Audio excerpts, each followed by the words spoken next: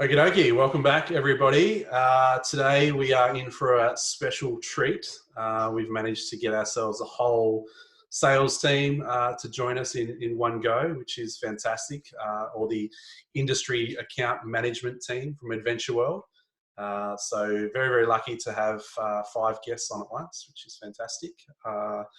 And look, these guys are very well known in the industry, obviously all been around for a long time, but I guess, you know, there'd be plenty of you out there that don't know individually some of these guys and who they are and where they've come from. So like normal, we're going to get a backstory, but we've given them a 45-second time limit. I couldn't find a little hourglass thing that had 45 seconds on it, so there's a virtual one in my head, so I'm keeping track on all of you. So who wants to kick us off? Yeah, I'll kick it off. Why not? So hey guys, nice to see everyone. My name is Andy Kirkman, head of sales here with Adventure World Travel. I guess my little backstory: I landed in Australia back in 2017 from the UK with my lovely northern accent, and after 6 months of traveling, ended up in a travel agency role servicing the backpacker market. Did that for about 3.5 years, and then ended up in a new role with a travel operator over in Perth. A ferry company over to Rottnest Island with Rottnest Express. So I started off as a sales role, ended up in a sales and marketing manager role there, did that for about 3 years. Unfortunately made redundant from that role, but as they say, there's a silver lining to everything, and I was actually then referred to the account manager role for WA with Adventure World. So took that role on then in 2014, and then probably about 5.5 years later, I managed to, an opportunity came up to take on the head of sales role. So put on my boots, packed my bags, moved across to the big city lights in Sydney, and moved across to my partner over here now, and just over 12 months now in the head of sales role. So total up about 6.5 years with Adventure World. That's me. Thanks, Andy. Hello, I'll jump in next. I'm Andrea Morgan. So I'm the Industry Account Manager for New South Wales, and this year, 2020, is my 8th year in the travel industry. I actually started my professional career in a different industry. I spent about 10 years negotiating contracts and business development in the arts and entertainment field. But the lure of travel was too great, and I haven't looked back since. So I actually started my role. I've actually been sort of in an on-the-road role now for 8 years, and so I started with G Adventures, as they're known as the GPS, a global purpose specialist in New South Wales. So cut my teeth on the role there for almost 4 years before joining the Adventure World Travel family in early 2016. Great, thanks, Andrew. Cool. G'day everyone, I'm Travis Graham. I've been in the industry for 22 years. I've got a lot of grey hair to show, but I love it. I first did a Associate Diploma of Business, Travel and Tourism, which was a 2-year course where I learned to handwrite tickets and do things like BSP and all of that fun stuff. I went across to the UK and worked for STA Travel over in their call centre there for just about 3.5 years. Came to Australia, did retail shops, university accounts, slowly worked my way up into the airlines. Was with Malaysia Airlines for a while and around the world airfare coordinator for the whole of Australia. Then I went out on the road for a company that no longer exists anymore. It's been it was Octopus Travel. Some people may remember it, some people might not. Then I went to Adventure World, loved it, but there was a few changes. I jumped ship, pardon the pun, and tried the cruise industry for a little while. Not a cup of tea, but I still do enjoy it. And now I've come back to Adventure World, so it's 8 Adventure World all in all. That's my little backstory. Well, thanks, Travis. Hi guys, can you hear me okay? Yes. You're fine. Yep, so I'm frozen at the moment. My name's Anna. I'm from New Zealand originally. I moved over here in 95. I did the 2-year UK working holiday from 98 to 2000, and then when I got back, I actually did the call for travel enticed me over to Flight Centre in King's Cross, so I did a short stint there. From there, I then moved to Queensland and I worked for Mexico Reservations. before eventually moving down to Melbourne, which was my home base for 10 years. And I worked at Qantas in Camberwell as an international domestic consultant. And then I got the gig at Peregrine and Gecko's Adventures for around about 3 years. And this fueled my love for travel even more. And I think that's when I met you, Josh, down in Tassie. Absolutely. So having travelled and got the taste for it, I then just naturally fell into these roles. My enthusiasm about all things travel related oozes out of me in a good way. And so if I can talk about travel all day, every day, I'm there. And thanks to Travis and Jerry for enticing me back into this role. I'd taken a bit of a break doing other things, traveling around the world, one of them. And I started back in mid-January, smack bang in the middle of Expo season, and then Corona hit. But it's all good. Looking forward to getting back out on the road and introducing myself to all my wonderful agents that I haven't been able to get to as yet. So that's me in a nutshell. Thanks, Anna. Thank you. Hi, I'll be last and least. Is that right? I don't know. My name is Jerry Pilgrim, and I suppose I'm the granddaddy of the team. And I left university in 1992 after doing a geography degree, and it was during the Gulf War, and there was no jobs. Sounds a little bit similar to what's going on now. So I spent about the next 4 or 5 years traveling around Asia and India, and I ended up having a dive shop for about 2.5 years in Thailand and delivering yachts around the world and all that sort of thing. And then I sort of turned it into a bit of a career by joining Thomas Cook, rest in peace. There's a theme here. And then, so I was their overseas rep in Turkey, Spain, Canary Islands, and Austria. I was a ski rep where I met my wife, who's Australian, and then we came back to Australia where I joined Flight Centre for a couple of years in WA in about 99, 2000. But I like being active and like being outside. So I joined Peregrine Adventures for 12 years, from 2000 to 2012, Peregrine and Geckos.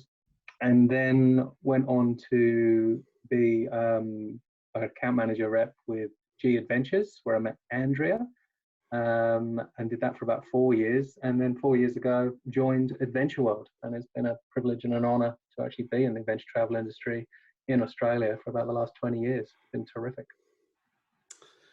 Well, thanks, Jerry, and thanks to all you guys. That's a wealth of knowledge, huge amount of experience, lots of years, lots of grey hairs in the game, as you said, Travis. I don't have any hair, so I'm sure it'd be grey if I had any. And my beard's getting pretty white these days.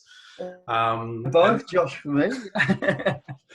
And I guess, you know, the normal format of this is that we do like to talk about the personal side of what's happening at the moment, just so that we can all obviously relate to each other, and they're all going through similar stuff. So we did discuss earlier that we're going to kind of ask a question to each of the guys on the call, so that we're not here all day.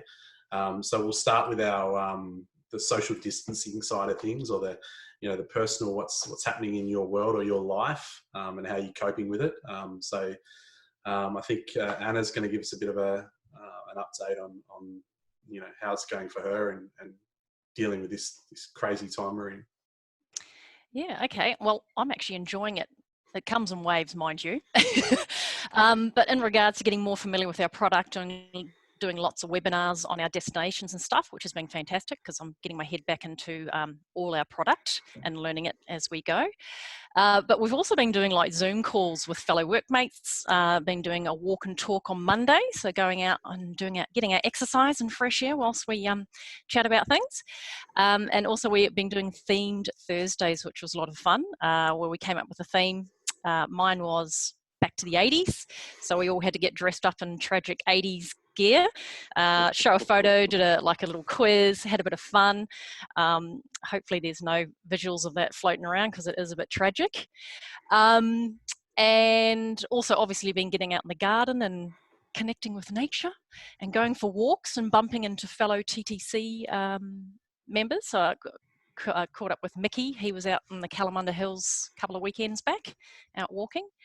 And obviously touching base with the agents, but keeping in mind that obviously they're going through a bit of a tough patch at the minute with all the stuff that's going on. So sort of like not overdoing it, but making sure that they know we're there for them and in comradeship, so to speak.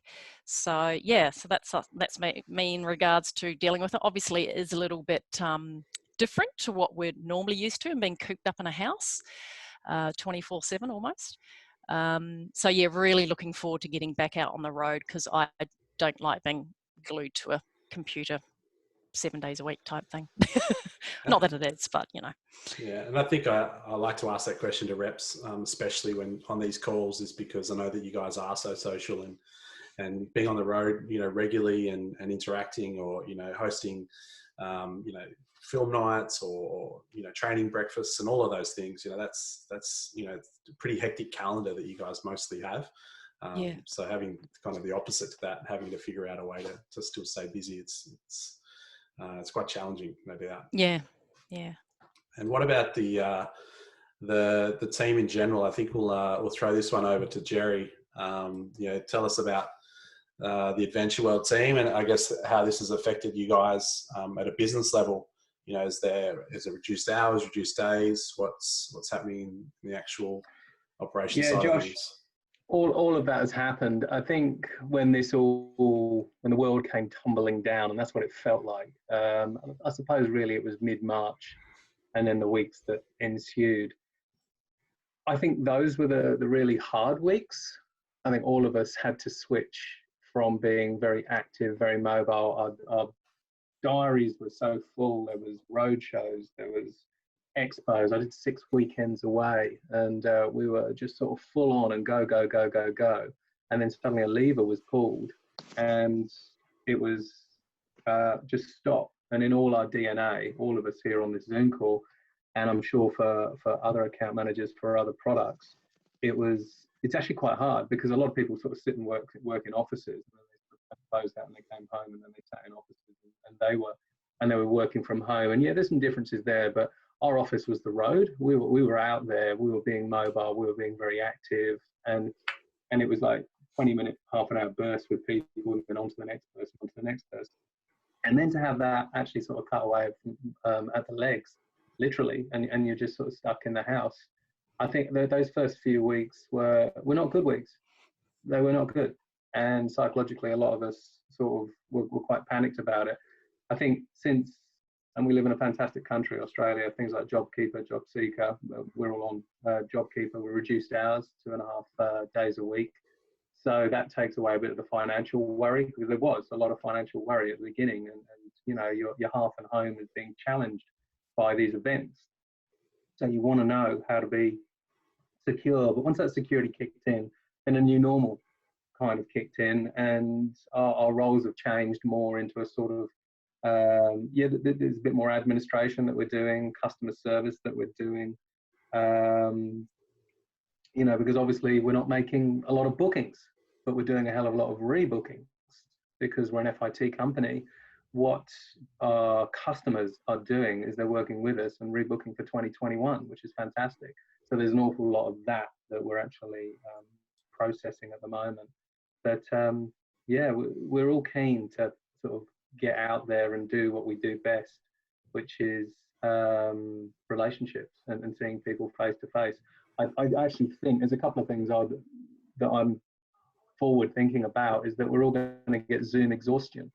You know, we're going to be, so people are sort of saying, oh, with Zoom and Microsoft Teams, this will be the new way of working. I don't think so.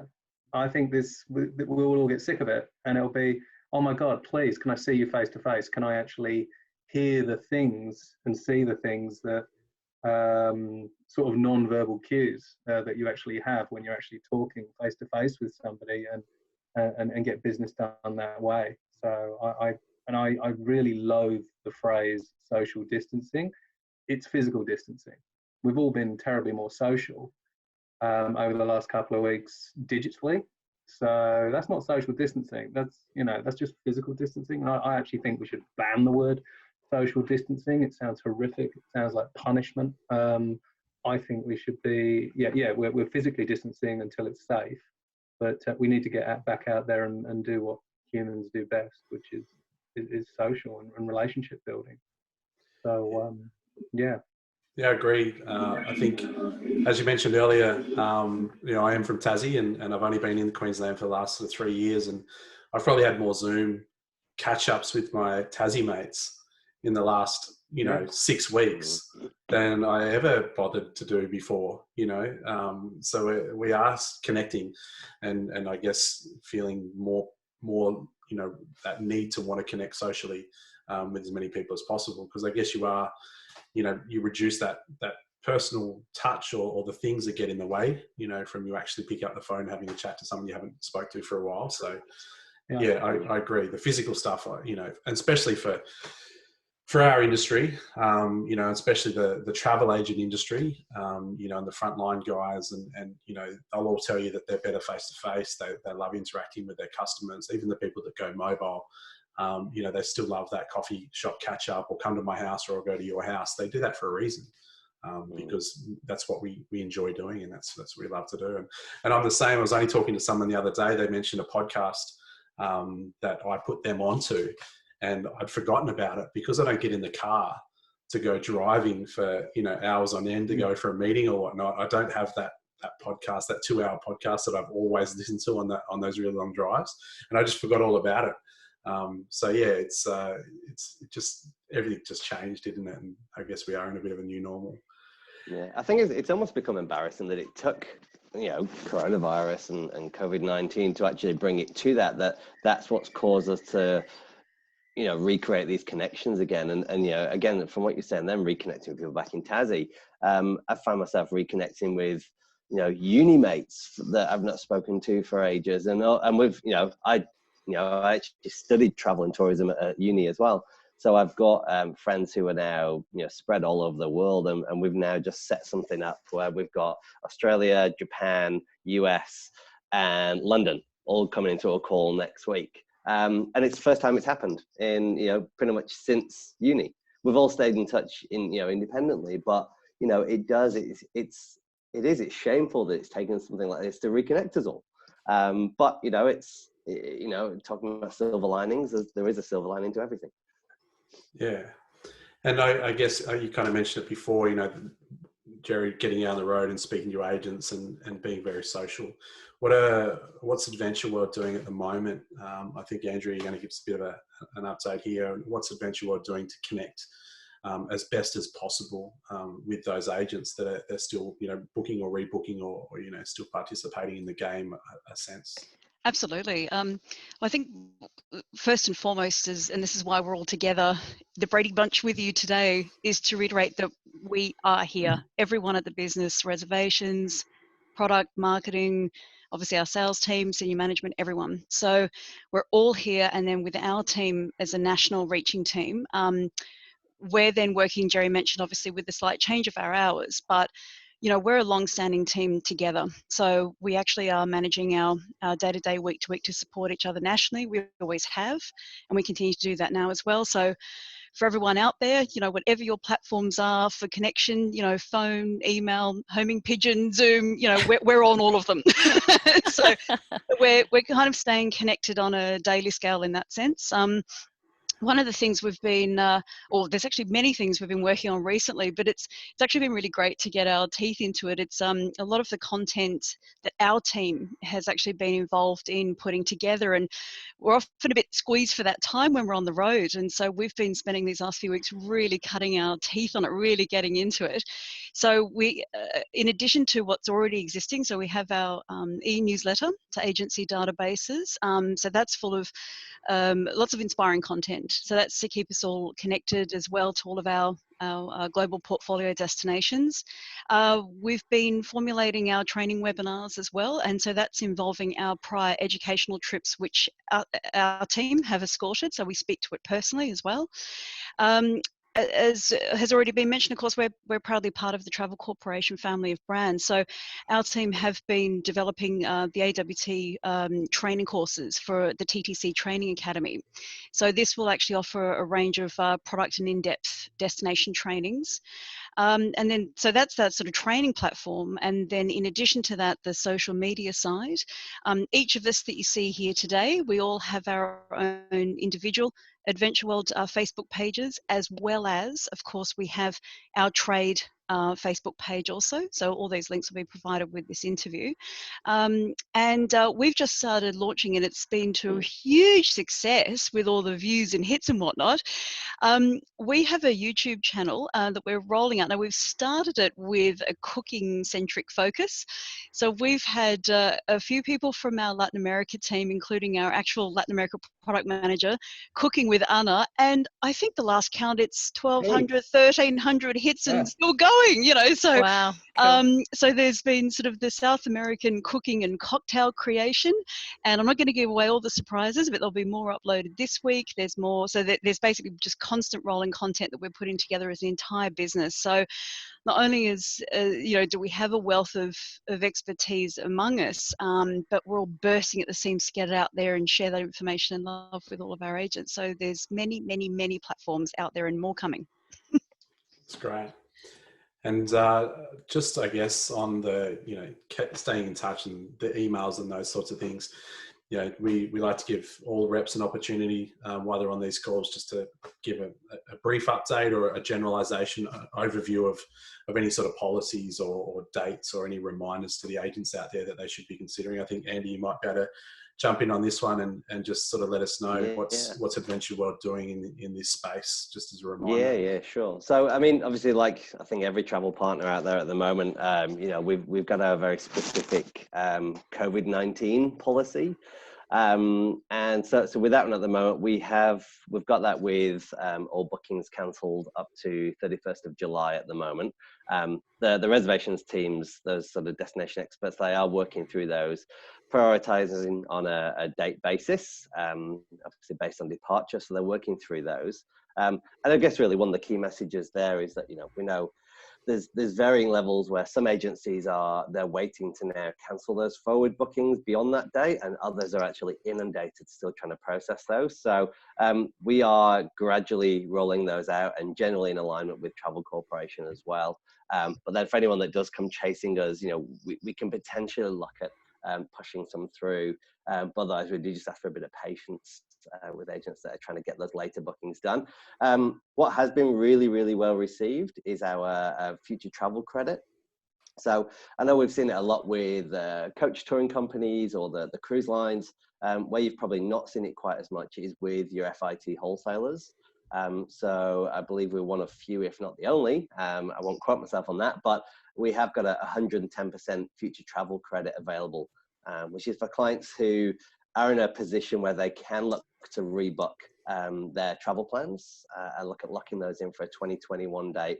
And as I say, it's been really, really well received. It creates this whole win-win situation, obviously, and you know, we get to keep the booking on file. A travel agent gets to keep all their commission, and the client actually has something once we get through this, whatever we're calling this.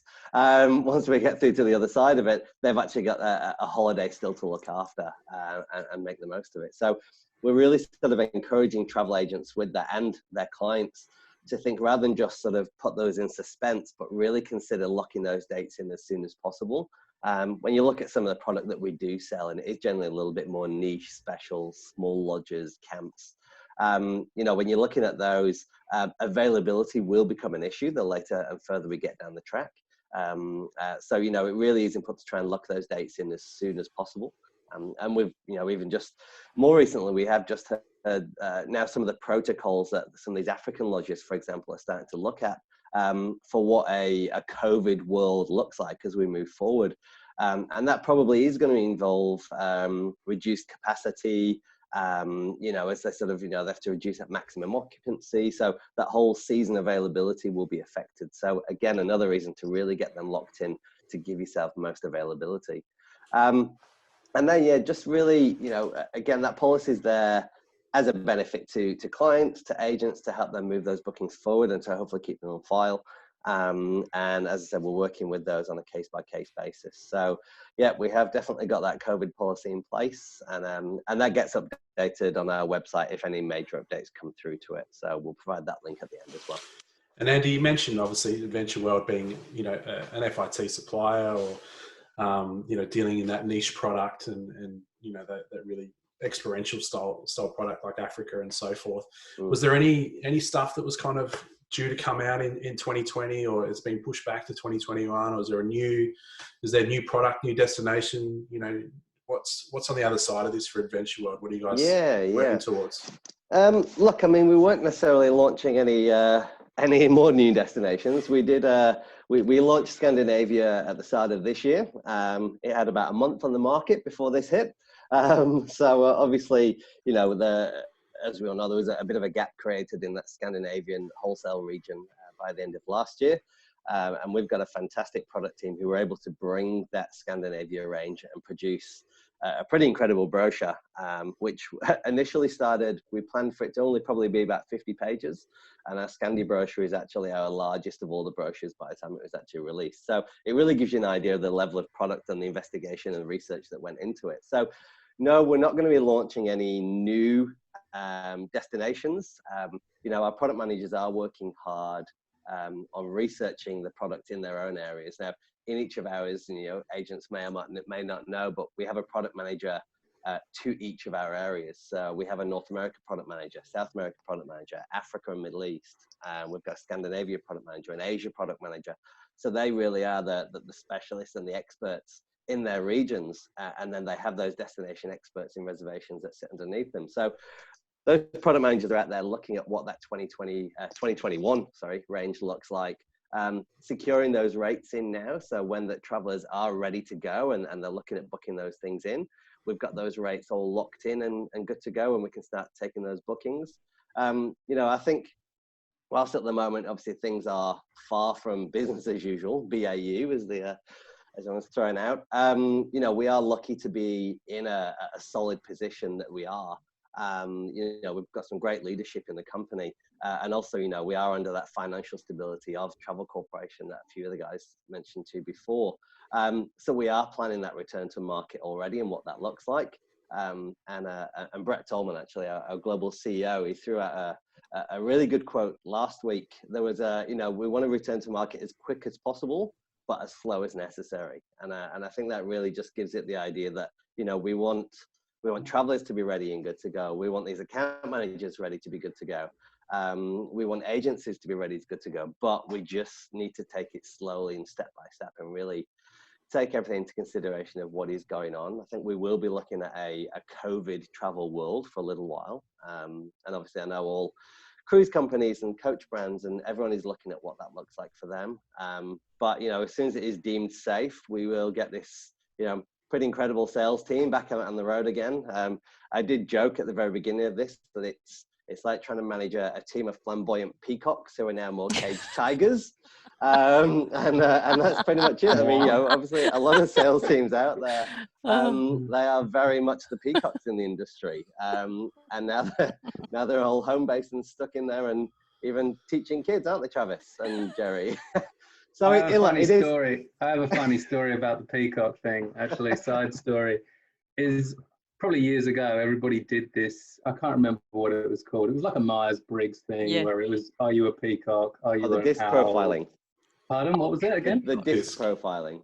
Disc profiling, that was it. Whatever happened to that? And you're an owl or you're a peacock or a dove or something else. What was the other? Hawk or yeah, I don't know. Eagle, that was the one. I came in as a peacock, and you know how it went to 9? It was like 0 to 9, 9 being extreme. I was 9 plus. They didn't have a scale for me.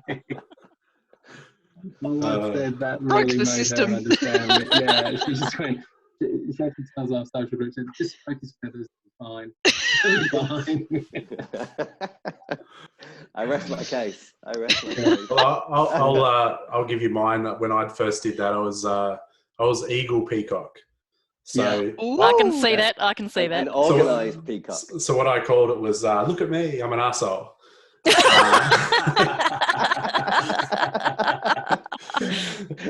So and eagles, whenever they go into the toilets, like public toilets, and there's a row of cubicles, an eagle goes right in the middle. The first one. No, the first one. That's a toilet. I'm going to use it. Yeah. I haven't got time for anything else. Got tasks to achieve. Yeah, doves and owls are contemplative, and maybe that one got used more than that one.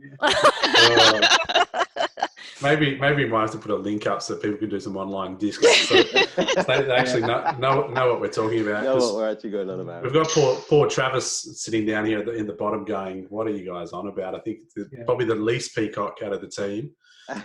He's a wombat peacock. It's actually really interesting because I've done that twice now. The one was the full one, which is like over 200 questions. Yep. And the scale that we did was an X. That's right. Or I was right in the middle of it. And everyone was like, well, did you cheat? Did you do the questions? And I'm like, no, I just went down. And so bang right in the middle. Next time I did it, and exactly in the middle. So, and that's something that I think is important because the whole that has been adaptable and making changes with this whole COVID-19 situation. I am very adaptable, but I think all of us in the industry need to be. So if your business has been focused around big cruise ship, why don't you start looking at smaller cruise ship? If it's been coach companies as the majority of business, we'll start doing tailor-made, etc. So I think that's pretty important to look at those type of changes down the future. So sorry, Jerry, I stole your peacockishness about adaptability. Oh, that's okay. That's cool. I'm proud of who I am. But I guess while we got you, Travis, we haven't heard too much from you yet. Have you got some sort of more advice or tips or tricks or anything you can think of? You've been in the industry for a very long time, been through all different stages, whether it was 9/11, ANSET, GFCs. You've been there, you've seen it. What do you think the agents out there at the moment should really be focusing on? What are the key messages from you guys, you think? Look, if you can upskill now, a lot of training. As Andrea said, we're building a lot of things ourselves. A lot of other companies are, so you might as well do as much research as you possibly can. Also, stay strong. It's tough, but talk to your friends, talk to your colleagues, ring us up. Everyone who knows me is more than welcome to give me a call. Jerry loves a chat, and so does Andrea and Anna, and even Andy's not too shy about having a gas bag. So if you want to ring up and just swear at us and go, oh, this world's shit, please do. We're happy to listen and happy to offer us some advice. So open lines of communication is really important. On a personal level, keep clean, keep fit, and wash your hands. I mean, little things. No one wants to get sick. It's we know what we should be doing. But I guess one of the things that I've always talked about in travel, and when I first put on my brand new shiny backpack and jumped on a plane across to the UK, my dad took me aside and said to me, embrace the world, enjoy yourself, and be responsible. And once all this finishes, I think that's really sound advice for everyone. But that's really it in a nutshell from me. Thanks, mate. I think it's good advice, and it's